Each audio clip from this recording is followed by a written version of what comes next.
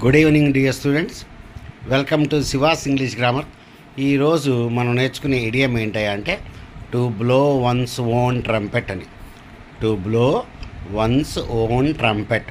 Trumpet అంటే ఒక musical instrument అనమాట. మ్యూజిక్ ప్లే చేసేదాన్ని ట్రంపెట్ అని చెప్పి అంటాం. అంటే మన ఇన్స్ట్రుమెంట్ని మనమే వాయించుకుంటూ ఉంటాం అనమాట. అంటే మన గొప్పలు మనమే చెప్పుకుంటూ ఉంటాము, మన గురించి గొప్పలు చెప్పుకుంటూ ఉంటాం. దాన్ని ఏమంటారు? To blow one's own trumpet అంటారు.